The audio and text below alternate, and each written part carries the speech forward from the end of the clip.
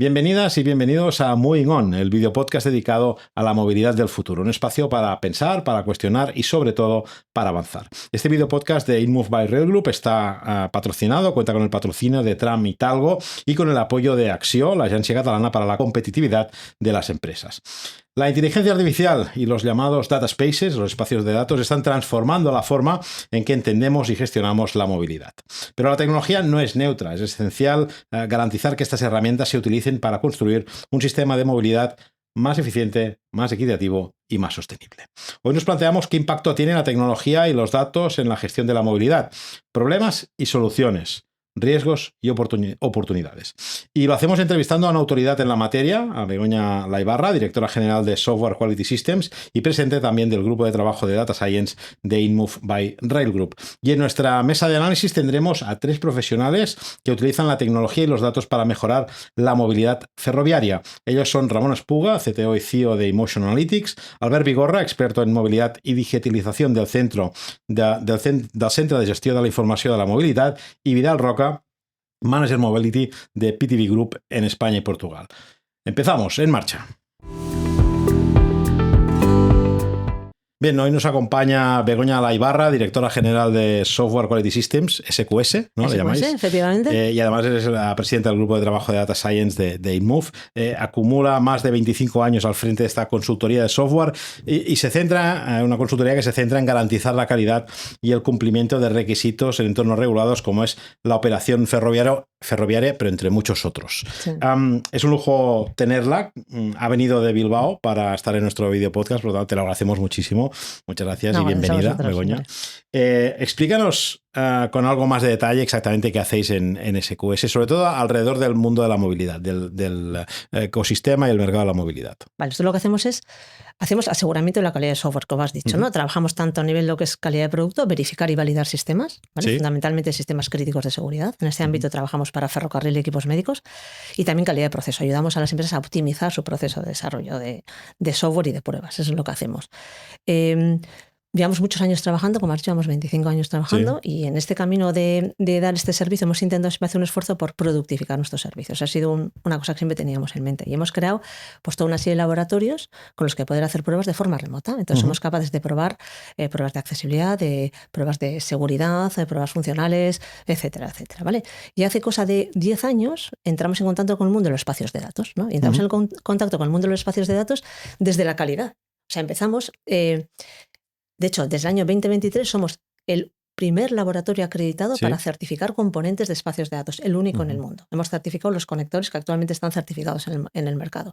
Y desde hace un par de años somos la única entidad que está formación acreditada en el mundo de los espacios de datos. Entramos a través de la calidad y ahora tenemos ya plataformas y estamos asesorando a empresas a cómo desarrollar e implementar espacios de datos, ¿vale? Ahora nos contarás un poco cómo funcionan estos espacios de datos. La verdad es que si entras en la web de SQS, el menú, la carta de servicios es enorme, y de sectores en el que trabajáis. Bueno, más que, yo creo que está muy claro.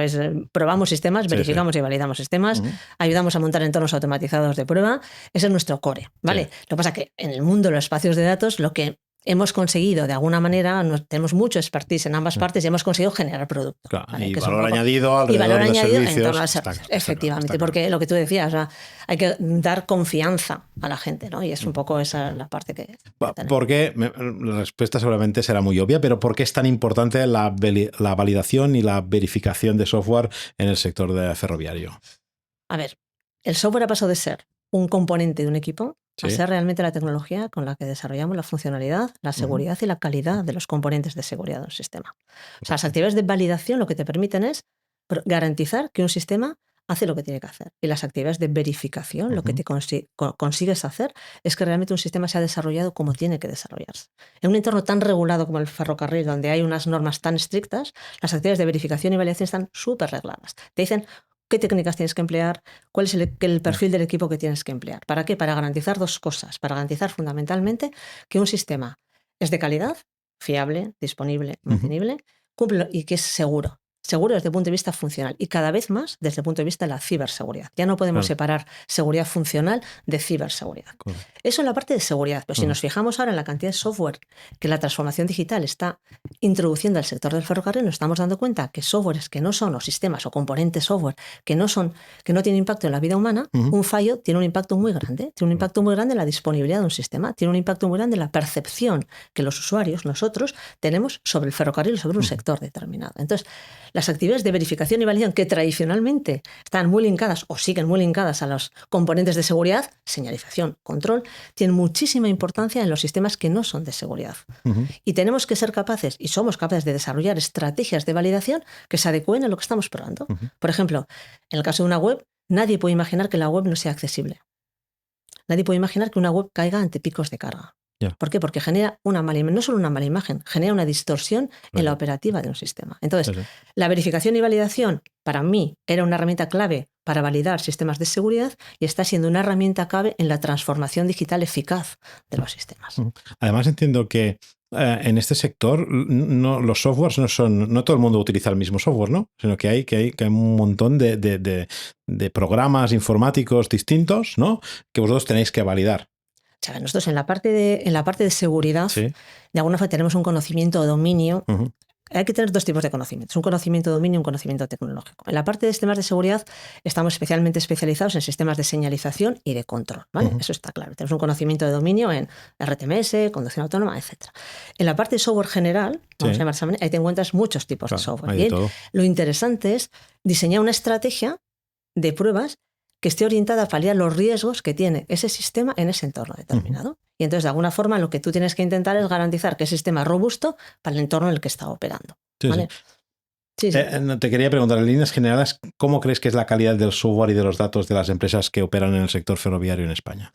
A ver, lo que hemos dicho, la seguridad, el software de seguridad evidentemente es muy alto. Y en el software que no es de seguridad, es bueno necesariamente, si no, no estarían prestando los servicios que están prestando. ¿Vale? Muchos millones de viajes, mucho negocio en juego, ¿no? Hay mucho negocio en juego. Y realmente porque ningún sistema es fiable 100%. Yo no puedo hacer una validación que sea error cero, riesgo cero. Eso no existe. O sea, los sistemas van a caer, sí o sí, por una multiplicidad de causas, vamos a llamarlo de esa manera. Eso no quiere decir que sean malos. Quiere decir que tienen que estar preparados para restaurarse lo más fácil posible. Sí.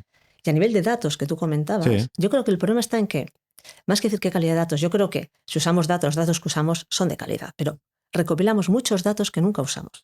Yo creo que la pregunta ahora, en este momento, es decirnos, ¿cómo podemos usar esos datos que no usamos de forma efectiva para dar servicios de valor? ¿Y qué posibilidades nos habilita la compartición de datos con otros para poder dar servicios de valor añadido?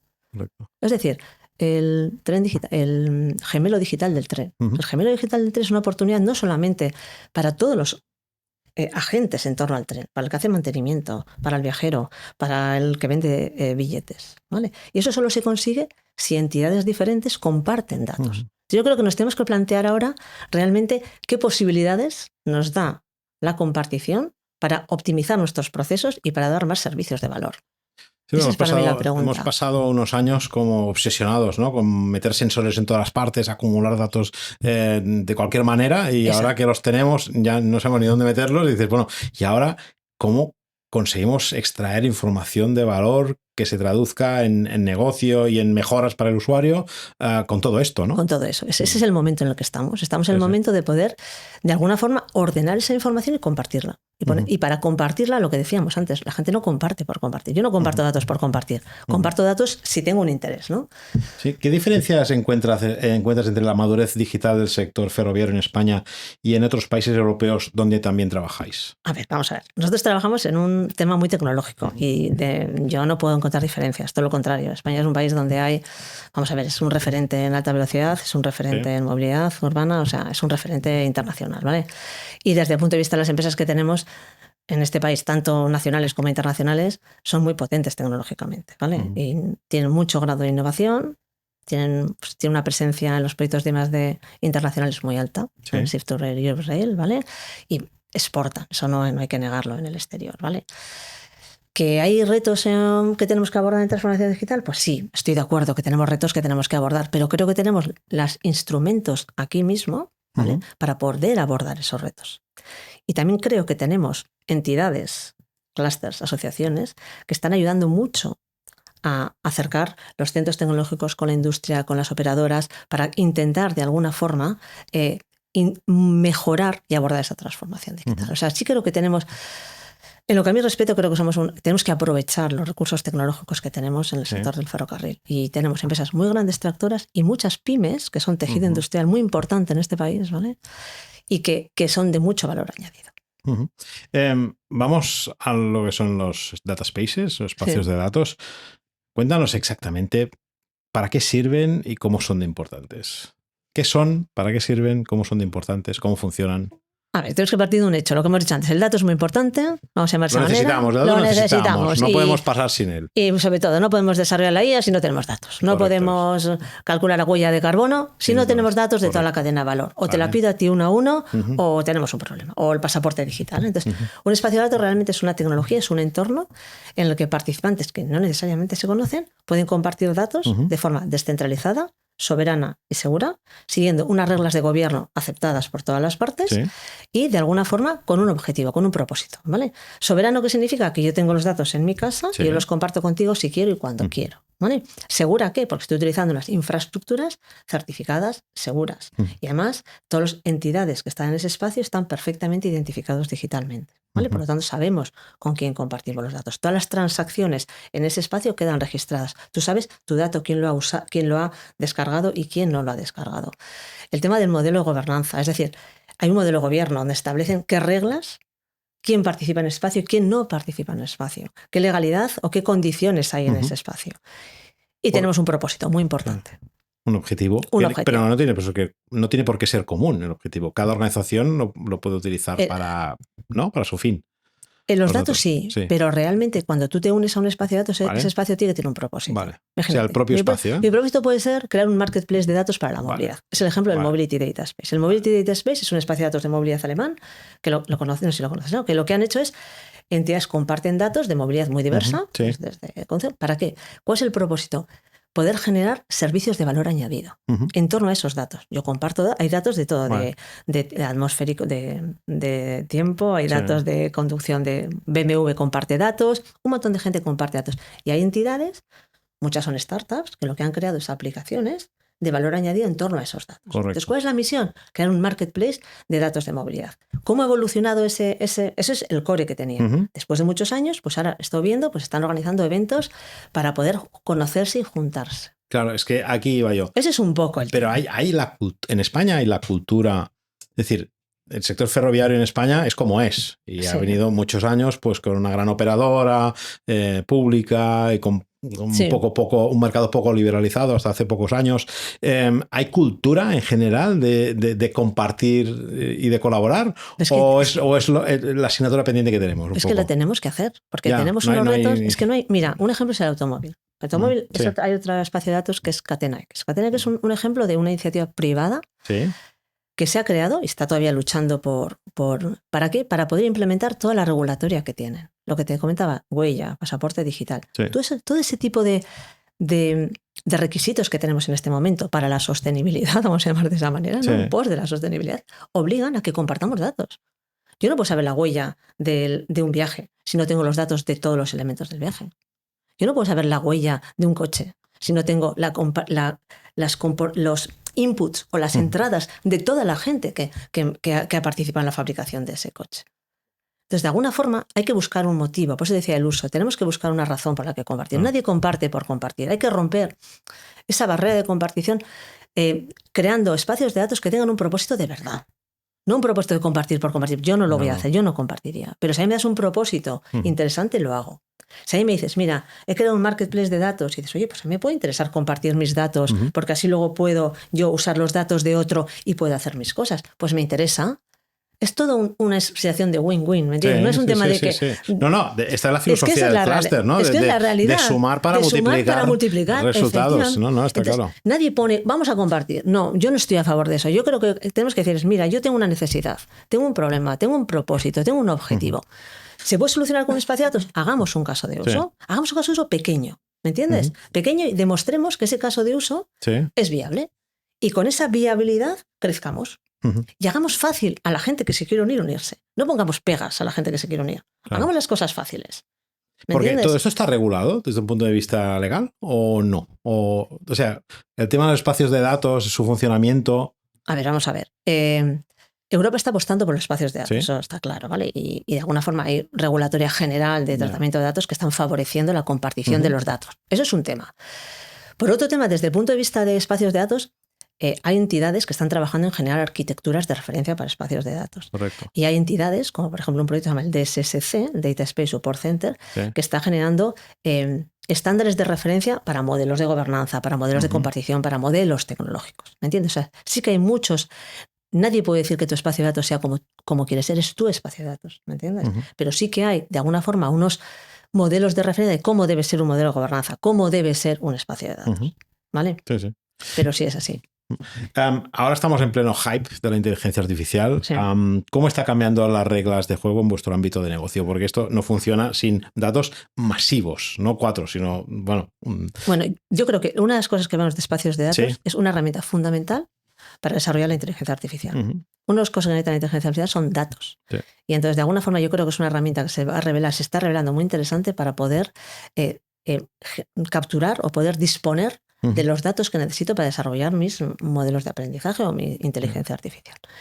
En la parte de nuestro sector, ¿vale? En la parte de testing y calidad de software, ¿vale? Tenemos dos retos fundamentales. Uno es que trabajamos en entornos regulados. Sí. Entonces, cada vez más sistemas incorporan inteligencia artificial. Entonces, fundamentalmente, nos estamos encontrando sobre todo en el sector médico, ¿vale? Entonces, tenemos que empezar a validar sistemas que incorporan IA. Vale. Validarlos y que sean certificables. Esto llegará también al sector de la movilidad. El sector del ferrocarril también. De hecho, la última norma del ferrocarril incorpora temas de IA. O sea, es un sector muy regulado en la parte de seguridad e incorpora ya temas de inteligencia artificial. O sea, que nosotros como empresa, yo te soy clara, como empresa, tenemos clientes que empiezan a incorporar IA en sistemas de diagnóstico, pero no tanto en la parte de ferrocarril. Pero sí que está regulado ya. O sea, es un tema que va a llegar. Y la dificultad es que hay que certificar esos sistemas, ¿vale? Pero ahí es un tema. La otra línea en la que estamos trabajando nosotros es en la parte de usar la IA para probar. Es decir, usar herramientas que incorporan IA para poder detectar fallos mucho más rápido, detectar vulnerabilidades y también generar casos de prueba. Ahí hay mucho que también se está haciendo. Bueno, es el tema del mantenimiento predictivo y todo esto, ¿no? También, claro, sí. Sí, para el mantenimiento predictivo estamos hablando de soluciones, la IA utilizada para el mantenimiento predictivo, efectivamente. Nosotros validamos ese tipo de sistemas, efectivamente. ¿Vale? Hay un tema que apareció ya en el primer episodio que grabamos aquí, que teníamos un profesor de la UPC, experto en temas de datos, ¿no? Y le preguntamos, bueno, cuando estamos planificando la movilidad, ¿debemos escuchar más a los datos que a la ciudadanía? O sea, cuando estamos pensando en desarrollar infraestructuras del futuro, evidentemente los datos nos dan patrones, nos dan información que de otra manera no sabríamos, pero al final somos personas las que vamos a utilizar el transporte, las que nos tenemos que mover, ¿no? ¿Cuál es tu visión de esto? Yo le hablo un poco desde fuera de... Sí, no, como Begoña, como Begoña. Pues mira, yo creo que la ciudadanía es muy importante porque al final la ciudadanía es el cliente. Vamos a tenerlo en cuenta. O sea, la ciudadanía es el cliente de los temas de transporte, correcto, ¿vale? Entonces, de alguna forma, la ciudadanía es una fuente de información muy importante. O sea, los datos son muy importantes, nunca tenemos datos suficientes, ¿vale? Empezando por ahí, la ciudad es una fuente de información muy importante. Y la ciudadanía, en mi opinión, nos da dos tipos de información. Una información objetiva, es decir, cuántos somos, qué edad tenemos, dónde nos localizamos, qué trayectos hacemos. Pero nos da también una información que yo llamo, no subjetiva, pero nos da información. ¿Información sobre qué? Sobre sus visiones, cómo ve la ciudad, sobre sus intereses, sobre sus percepciones. Muchas veces los datos y las percepciones no son las mismas. Nos da ideas, ¿vale? Entonces yo creo que yo creo que hay que establecer un diálogo con la ciudadanía. Un diálogo con la ciudadanía que nos permita, por una parte, usar esa información para ver qué datos no estoy capturando y debería capturar, me estoy perdiendo. Pero también, cuando yo tomo una decisión, no tomo una decisión solo en base a los datos. Tomo una decisión en base a los datos interpretados, ¿vale? O evaluados, o valorados, con unos objetivos y en un contexto. Entonces yo creo que la opinión de la ciudadanía es muy importante para cómo evaluamos, valoramos, interpretamos unos datos en la toma de decisiones. Yo creo que eso es importante en este caso, ¿vale? Esa es un poco mi opinión. Entonces, creo que hay que establecer un diálogo con la ciudadanía, no solamente pedir la información, sino también... escucha activa, ¿no? De lo que están, ¿no? De cómo lo viven. Y también comunicar. Yo creo que es importante que tienes un diálogo bidireccional. Claro. O sea, no solamente yo te cuento mi vida y escucho mucho y tomo decisiones, no, sino te comunico lo que estoy haciendo. Porque somos reactivos siempre al cambio en la vida, ¿no? Yo soy la primera, somos reactivos. Entonces me dicen, te voy a poner, no sé qué, dices, pues no, pero si me lo cuentan, y me lo cuentan con datos. Entonces, los datos son importantes, comunicar con datos. Esa es mi percepción.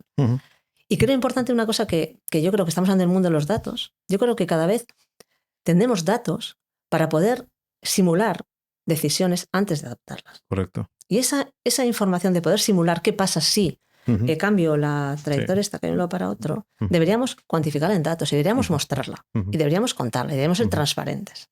Sí, ya vamos terminando. Sí. Me gustaría acabar con un par de preguntas vinculadas a la seguridad y me agarro a esta última apreciación, comentario que hacías, porque el usuario final a menudo da por hecho que el tren es seguro, ¿no? Es un medio seguro, pero ¿qué no está viendo el pasajero? Pero que es clave para que el sistema funcione de forma fiable cada día, por poner algún ejemplo. Hombre, pues simplemente el mantenimiento diario que se hace. O sea, el esfuerzo en mantenimiento es tremendo. O sea,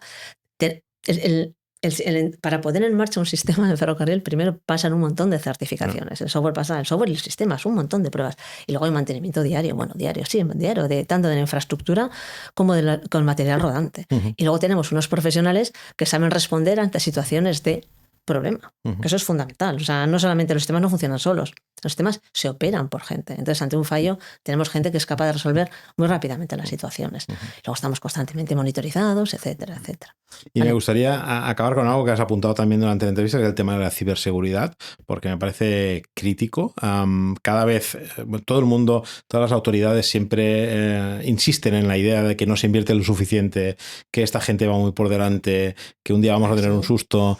¿Hasta qué punto crees que la ciberseguridad se ha convertido en una prioridad para el ferrocarril o debería convertirse en una prioridad para el sector? No, es una prioridad para el ferrocarril. Y yo creo que una de las cosas que tenemos es fomentar el talento. Yo creo que nosotros mismos, como ahora entro en ese tema, cuando intentamos buscar gente experta en ciber, es muy complicado. No hay talento en el ciber. Y eso es un tema que tenemos que empezar a pensar, ¿no? Cómo desarrollar más talento en el mundo de la ciber. Pero el sector del ferrocarril lleva mucho tiempo pensando en la ciberseguridad. O sea, si nos damos cuenta, yo creo que ya hace... O sea, cuando pensamos en los sistemas de seguridad, te he comentado, ¿no? Se evalúa la seguridad. Ya desde hace tiempo se han sacado normas y se están aplicando normativas orientadas a introducir la ciberseguridad desde el momento que se concibe un sistema. Ya no se habla de fiabilidad y safety, se habla de safety and cybersecurity. Es decir, ya se están aplicando normativas, la 50701, la 62443, orientadas a garantizar que los sistemas de seguridad sean ciberseguros por diseño. Y esa es la primera cosa que tenemos que hacer, tener sistemas ciberseguros por diseño. Y una vez hecho esto, ese sistema opera en un entorno más grande. Esa infraestructura tendrá que aplicar IT, tendrá que aplicar otros mecanismos de blindaje. Y ahí está la NIS 2, la Directiva Europea, ¿no? que cataloga a los sistemas de ferrocarril como críticos, ¿vale? Entonces, las infraestructuras de transporte van a tener que adherirse al NIS 2. Y no solo también toda la cadena de suministro. Con lo que realmente yo creo que es un momento, tenemos, no sé qué decirte. Sí. Bueno, ha habido el ejemplo de los aviones, ¿no? Los aviones. Que llevan políticos, la presidencia del Parlamento Europeo. Sí. Y bueno, no ha pasado nada afortunadamente, pero el ataque estuvo. O sea el ataque estuvo, efectivamente. Lo que tenemos que conseguir, lo que tenemos que proteger son efectivamente, cuando hay un ataque, lo que preocupa realmente al ferrocarril y a todos los sectores son los sistemas de seguridad, obviamente. Pues que te haga una indisponibilidad, pues es muy serio, obviamente, pero no te ataca la seguridad, ¿no? Hay barreras para poder frenar eso. Obviamente. Bueno, pues Begoña, muchísimas gracias. Ha sido fácil, ¿no? ¿Estás preocupada? Ay, ¿va a ser difícil? Pues no, sí, no es difícil. Moving On, tienes que recomendarlo. Venid a Moving On, que es más fácil. Yo lo recomiendo, pero es complicado para mí. No es complicado. Lo has hecho muy bien. Gracias por participar en este episodio y por compartir tu experiencia y tu visión sobre la tecnología y los datos en el sector. Mucha suerte para ti y sobre todo para SQS. Sí. Y bueno, te invitamos a que participes en otro episodio próximo. No, y para vosotros muchísimas gracias, ¿vale? Que tenéis que hacer estas cosas porque lo que decíamos antes, acercar la tecnología a las nuevas ideas para generar nuevas ideas. Para eso está este video podcast. Gracias. Muchísimas gracias a ti.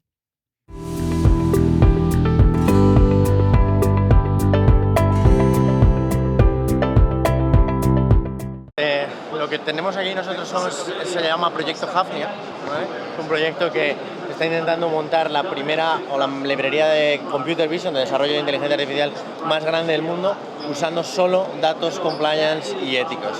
Para nosotros esto es algo, digamos, muy core, muy importante. Y de hecho, bueno, la iniciativa lleva en trabajo dentro de Milestone, que es una empresa danesa, durante 5 años. Lo hemos anunciado hace un año públicamente y como te digo, el objetivo es que esto sea una realidad hoy en día, ¿no? Entonces, bueno, pues toda la complejidad de la regulación ahora mismo y lo poco clara que es, digamos, supone un reto no solo para el desarrollo de la IA, sino para las propias ciudades que quieren adoptarla. Entonces, digamos, desde nuestro punto de vista, todo el trabajo que estamos haciendo es intentar, digamos, reducir esa fricción a través de frameworks legales que incluyen anonimización de datos, extracciones, segurización, etcétera, etcétera. Entonces, creemos mucho en el rol de empresas como la nuestra, que no son directamente proveedores de inteligencia artificial, sino que, digamos, son más enablement, son más este rol de man in the middle, ¿no? Facilitando por una parte a las empresas que quieren hacer inteligencia artificial el acceso a datos éticos, ¿no? Y compliant, y por el otro lado a las ciudades o al cliente final, ¿no? Que quiere tener esas analíticas que puedan dar acceso a sus propios datos sin tener ninguna complejidad legal, ¿no? Entonces, al final es un ecosistema bastante complicado, ¿no? En el que creemos que este rol, digamos, de player no tan interesado en la propia IA, sino más en el rol de legalidad, pues es bastante importante. Yo creo que eso es un poquillo la principal fricción y complejidad que creemos que hay que reducir hoy en día para este reto. So I would say that we have mainly two challenges. The first one is to get to be known. There is this confusion that AI for mobility is all about perception on a camera, for example, smart cameras and so on. But AI is actually going much further than this, and there is a lot of applications to be discovered.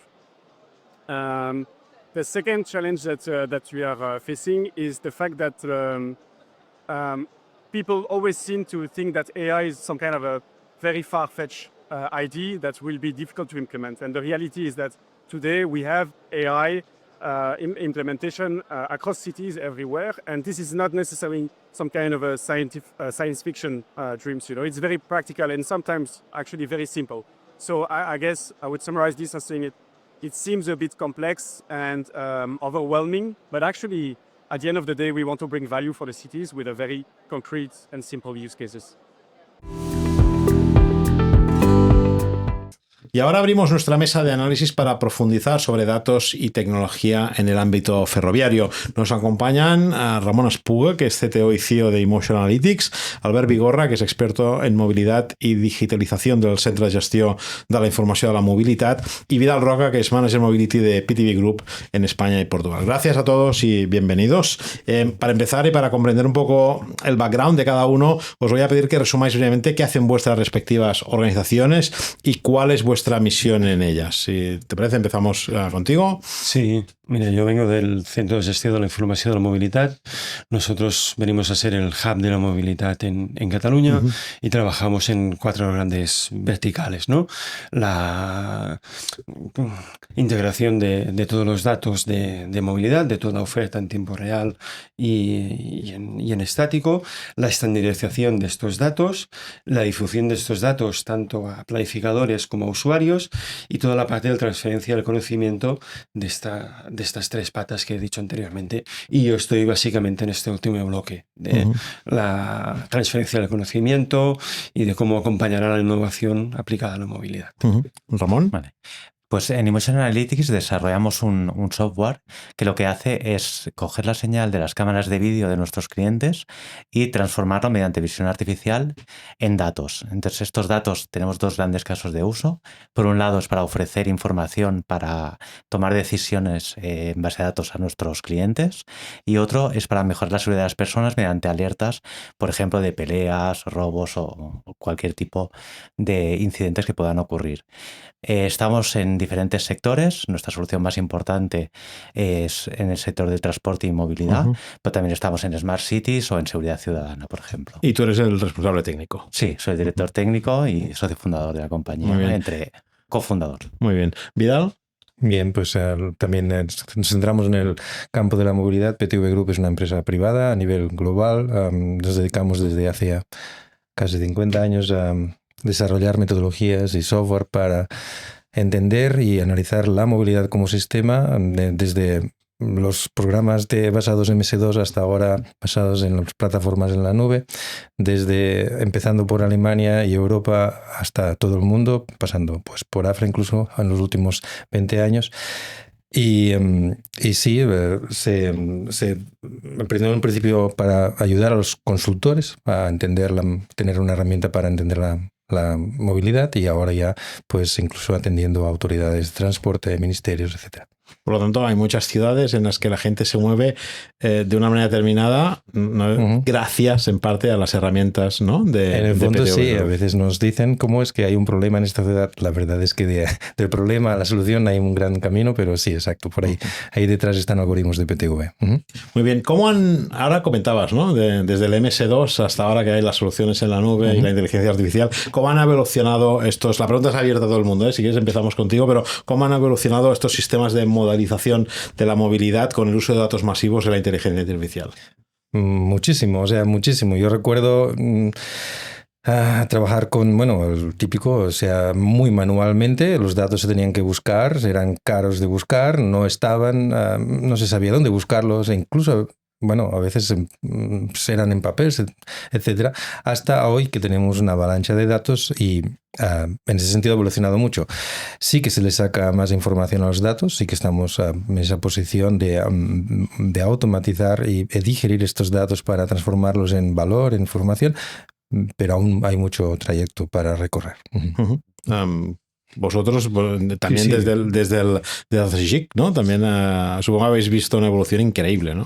Sí, y realmente es lo que decía Vidal, es decir, hemos pasado de datos más basados en encuestas y en datos muy, muy analógicos, ¿no? A una barbaridad de datos que realmente estamos aún aprendiendo a cómo digerir y cómo nos ayudan a superar la matriz origen-destino, que parece que sea el estándar desde hace 50 años. Y ahora la gente no va de un punto A a un punto B, sino son los viajes multimodales y multiusabilidad y multifuncionalidad. Por tanto, es un cambio de paradigma brutal. Y además entiendo que esta cantidad de nuevos datos han permitido la aparición de nuevas empresas y nuevos servicios, como es el caso de Emotion Analytics, ¿no? Sí.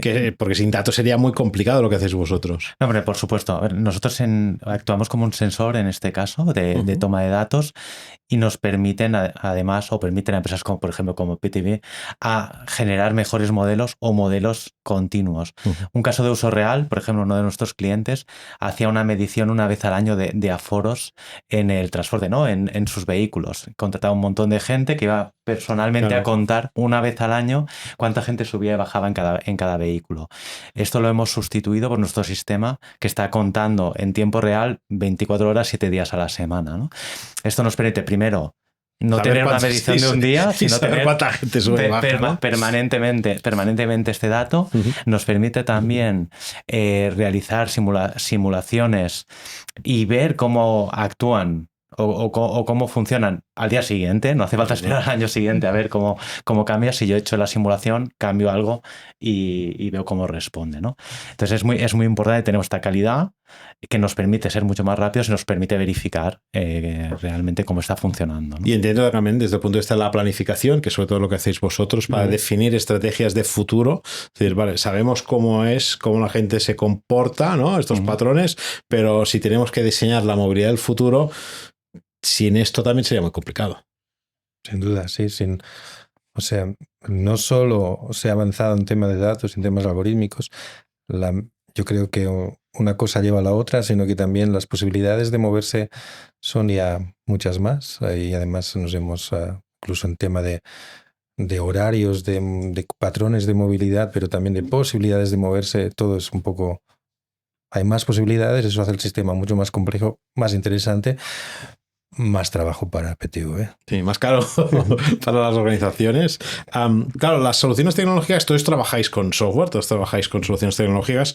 Desde el punto de vista de, esto quizá va más para vosotros dos, ¿no? Que sois de empresa privada, desarrollar software, bueno, pues podemos hacer un piloto que es brillantísimo, pero cuesta después escalarlo hasta que pueda ser un producto atractivo desde el punto de vista comercial y con un precio asequible que se pueda pagar, vamos a decirlo así, ¿no? ¿Qué falta para poder pasar de este piloto al sistema real en movilidad ferroviaria? Bueno, nuestro caso es un caso muy particular. O sea, nosotros tenemos que dar aquí las gracias a Renfe, por supuesto. Nuestra gran implementación fue valiente y atrevido en aquel momento. Nosotros tenemos el sistema implementado en todas las estaciones de Renfe. Por tanto, ya hemos pasado más allá del piloto, ¿no? Está en producción con un montón de casos de uso. En cambio, otros es muy difícil, como tú comentas, ¿no? Porque hay que ver el valor, que inviertan, hay mucho coste. Nosotros en este caso, pues eso, tenemos que dar las gracias y bueno, tienen que ser valientes y tienen que, desde la dirección, desde presidencia, desde cualquier sitio donde tengan poder y dinero económico, apostar. Sobre todo, apostar por ello y ver el valor, ¿no? Sí. Es una buena pregunta y claro, nosotros estamos envueltos en un mercado en el cual muchas empresas también son clientes nuestros y sí vemos muchos hoy en día startups, antes spin-off de universidades, lo que sea, que tienen una buena idea y ¿qué pasa? ¿No? Evidentemente pocas tienen éxito, es normal. Más allá del tema empresario de management está el tema del business plan y tiene que ser realizable, por más brillante que sea la idea tiene que ponerse. Luego en el tema de movilidad, PTV siempre ofrece ahí la posibilidad de realizar un plan de negocio. Por ejemplo, hemos visto los servicios de demanda, de servicio de transporte de la demanda. Hubo un gran boom de que serían un reemplazo incluso del transporte público, cosa que ya un poco desviada la idea. Las perspectivas de negocio eran enormes. Esto ha pasado página, empezó en el 2015 o así. Si muchos de estos hubieran hecho un plan de negocio analizando bien qué demanda esperaban, cómo, cuándo y de qué manera hubieran tenido más éxito en conexión con el transporte público. Bien, algunas han pasado, sí existen aún, pero evidentemente han tenido que adaptarse y pasar por muchos baches. Entonces un plan de negocios tiene que existir. En el tema de la movilidad, PTV, curiosamente, tiene la posibilidad de apoyar estos planes de negocio. Vamos a hablar de los data spaces, que nos ha ocupado una parte importante de la entrevista. ¿Los utilizáis? ¿En qué medida? ¿Pros y contras que le veis? Empiezo yo si queréis. Sí. Evidentemente, bueno, pros para nosotros o incluso para PTV, los data spaces serían geniales, ¿no? Es decir, si nosotros contra más datos tengamos, mejores decisiones o mejores algoritmos podremos tomar. Contra que le vemos la confianza. Normalmente las empresas trabajan como silos, no quieren ofrecer sus datos, por tanto los data spaces no tienen datos. Y eso hace que los sistemas que podamos hacer pues generalicen menos, ¿no? Sean muy, muy concretos. Lo mismo, comentábamos, cuando tienes un gran operador, pues puedes hacer un modelo que funcione muy bien, porque tienes muchos datos. Cuando vas a uno más pequeño, pues muchas veces cuesta conseguirlos o es imposible, ¿vale? Entonces, Begoña comentaba que esto solo se soluciona dando un propósito específico a cada uno de los data spaces. Esto lo vamos a utilizar y que sea algo con un beneficio global, ¿no? La sostenibilidad, la seguridad, aspectos que nadie pueda como un poco discutir. No sé qué opináis. Sí, lo que decía el compañero, es decir, la confianza es la clave de todo. Nos llenamos la boca de cooperar, co-crear, etcétera, etcétera, y lo importante es poder confiar en el dato del otro y evitar los hilos, que es la parte más compleja. Debemos confiar en los data spaces, pero a mí aún me cuesta. Es decir, veo muchísimos casos de éxitos y parece un poco como la pregunta anterior, ¿no? De un cementerio de casos de usos que no sabemos bien cómo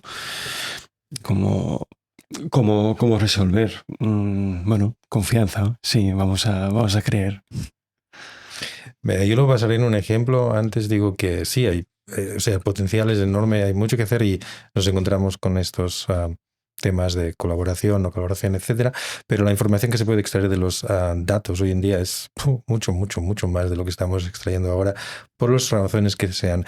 Un ejemplo en concreto es precisamente, y tiene que ver con la pregunta anterior, los planes de electrolineras. O sea, evidentemente la infraestructura, no sé hasta dónde puede llegar la movilidad eléctrica, evidentemente tiene sus límites, eso también tiene que ver con el plan de negocio, no vayamos a querer hacerlo todo eléctrico y todo vehículos donde vamos, pero dejándote ese tema aparte, ¿Cómo poner la infraestructura de electroníneras?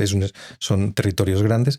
Si empezamos a que cada uno la ponga donde quieres, pues la verdad la eficiencia cae. Entonces, un dato importante no solamente los volúmenes que pasan de tráfico por ahí, que esos son datos que se tienen, sino incluso saber de dónde vienen, cuántos kilómetros llevan ya corriendo, a dónde van. Eso se puede saber, pero no es un dato que se sepa ahí, porque nadie te lo dirá, sino es un dato trabajado, un dato que viene de un modelo de transporte, cosa que es un expert ni superior, o sea, extraer información de una correlación de muchos datos. Esa información es útil para hacer los planes de negocio, de inversión, de electroníneras, de una manera escalada, de manera que vaya siendo siempre un plan rentable y atendiendo las necesidades en prioridades. Esto sería un ejemplo en el cual dices, pues sí, hay mucho que hacer aún.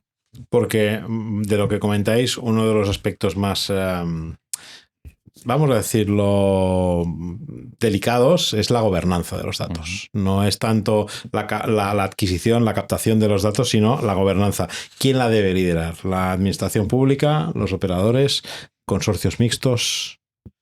Yo apostaría por consorcios mixtos, es decir, la administración tiene la capacidad de direccionar y financiar cosas que de otra forma no podíamos llegar, y los privados en un plano teórico son los que pueden traccionar para que las cosas pasen y la innovación llegue a producción. Entonces un entorno mixto yo creo que es el camino. Nosotros trabajamos mucho con el estándar GTFS y trabaja con un modelo de gobernanza de una organización no gubernamental canadiense que da soporte al desarrollo y al mantenimiento del estándar. Pues yo creo que como el de Mobility Data, es un poco el camino que yo veo. Sí, no, totalmente de acuerdo. O sea, no puede ser un único actor, está claro, porque si no habrían intereses.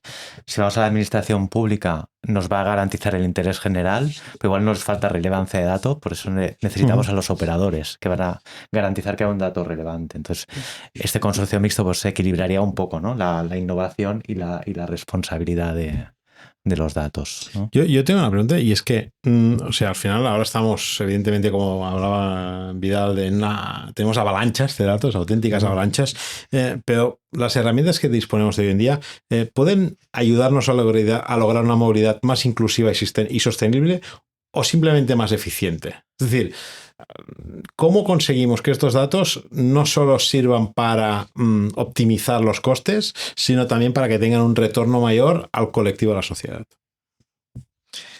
Sí, sin duda, estos datos sirven para eso. Sobre todo, a ver, un dato en sí no dice nada. Un dato necesita un contexto. Esos datos, saber contextualizarlos es todo un arte. Se puede mecanizar con ayuda de inteligencia artificial, sí, se hace, pero es todo un arte saber interpretar cuál es el contexto adecuado de cada dato. Desde las unidades, a kilómetros por hora, pues ¿de qué? De un vehículo, de una media, etcétera. Y de ahí sacar información. Luego, si los datos hoy en día nos permiten, incluso anonimizados, a sacar información de qué sectores socioeconómicos tienen qué posibilidades de movilidad tienen, cómo está su accesibilidad a los servicios que les hacen falta. Todo eso se puede analizar y hacer un matching con los existentes servicios de transporte que hay.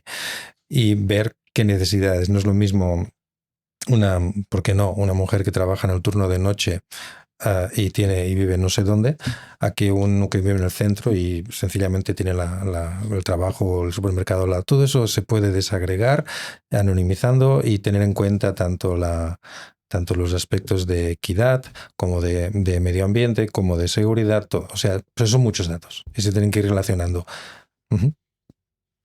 No, yo totalmente de acuerdo. Nosotros estamos participando en proyectos con algunos de nuestros clientes orientados a la accesibilidad universal, que es uno de los objetivos de desarrollo sostenible. Correcto. ¿No? Entonces estamos participando a través de esta obtención de datos, poder mejorar la inclusión o el acceso al transporte público, mediante los sistemas de inteligencia artificial. Al final, es lo que decía, un poco lo que decía Vidal, ¿no? No es solo el dato, sino es convertirlo en información mediante ese contexto y el caso de uso al que lo queremos aplicar. Entonces podemos llegar a conseguir la equidad en el transporte público si utilizamos la información de la forma correcta. Y es que para mí pondría un poco la pregunta al revés, en el sentido de que no puede ser una movilidad eficiente, sino para que sea un buen sistema de movilidad tiene que ser accesible y sostenible a nivel económico, social y evidentemente ambiental. Entonces va implícito. De hecho, el ferrocarril siempre se ha visto, o últimamente sobre todo, se ha visto como la columna vertebral de la movilidad sostenible. Pero el hecho también es que del transporte de mercancías, por ejemplo, solo el 5% se hacen en tren, que es el medio más sostenible, ¿no? Claro, la pregunta es, ¿está el sector, estamos planteando sobre todo en clave ferroviaria, ¿está el sector realmente preparado para absorber más demanda con la ayuda de la digitalización? ¿Podemos convertir esta idea general de que el tren es tan limpio y tan necesario en algo que la gente lo perciba como así es decir, y que priorice el viaje en tren a otros medios? ¿Cómo lo veis? Bueno, que el data driven no sea solo un eslogan, sino que la gente que tenga capacidad de incidir pueda darle sentido. Bueno, es el debate aquel, ¿no? Al final del carril bici, ¿no? Es que si no hay carril bici no puedo ir en bici, ya, pero si tengo bici... O sea, hasta que no haya gente en bici que vaya en bici no voy a poner el carril bici. Pero si no tengo carril bici no voy a coger la bici, ¿no? Pues exacto. Un poco esto, ¿no? Estamos ahí mismo, ¿no? Sí. ¿Cómo lo veis? Hay un aspecto clave que es lo que vemos. Yo vivo en Karlsruhe, en Alemania, y ahí los tranvías y pueden usar tanto la infraestructura urbana como interurbana. Las ventajas que tiene la ferrovía de ir despacio dentro de una zona urbana y luego ir rápido en zonas interurbanas es única. Es única y de forma segura. Entonces, es una cuestión de visión de una política de transporte. Creo que en Europa la tenemos. Yo creo que nos estamos moviendo en esta dirección. Poco a poco, sí, pero se está liberalizando, hay muchos pasos que hacer y esto es un aspecto. O sea, ahí hay una ventaja clara y se podría sacar más provecho de esta ventaja, pero ya se está haciendo.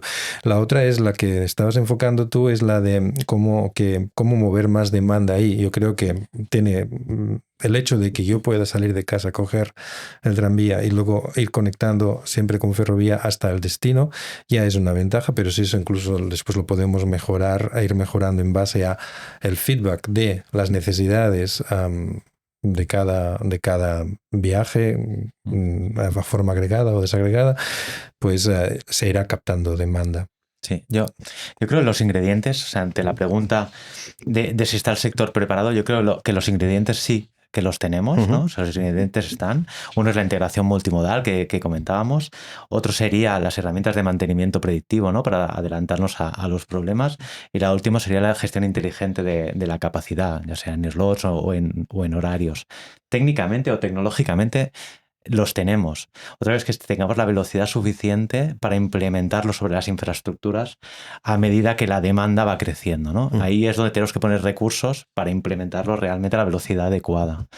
Pero creo que los ingredientes están, hay que hacer lo posible para llevarlos a la práctica, ¿no? A ver. No, poca cosa que añadir, ¿no? Y además complementar sistemas ferroviarios con otros usos, ¿no? El tema de la distribución de mercancías en los horarios valle es lo que complementa y le da capilaridad a la ferrovía que comentaba Vidal.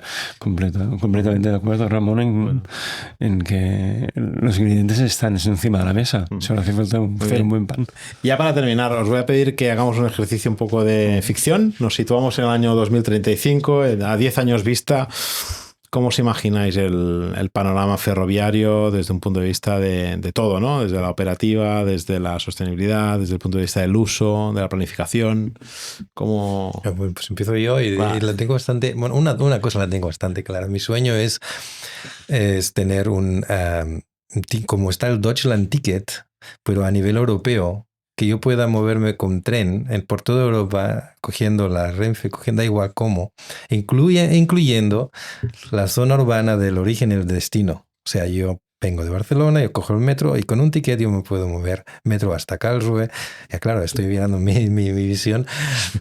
Integración tarifaria no es algo fácil, como mínimo aquí. Yo creo que es posible, yo creo que se hará y que iremos en este camino. Luego otros temas como comodidad, si voy de vacaciones y puedo además añadir mi coche en un vagón de detrás, la demanda ahí está escasa. Ahí sé todos los peros, pero también sé todos los pros y también poder dormir en el tren para ir a Helsinki o a Trondheim o así, pues ¿por qué no? Sueño en una Europa unida por ferrovía y sí, ¿por qué no? Pueden también estar los aviones. Vale. Muy bien. Yo tengo lo firmo, ¿no? Te sumas al sueño, ¿no? Pero tengo alguna discrepancia conceptual con Vidal, pero no entraremos, lo haremos después con un café si acaso. Pero yo creo que, y más lo que estamos viendo en Cataluña, es un tema de cómo informamos al usuario.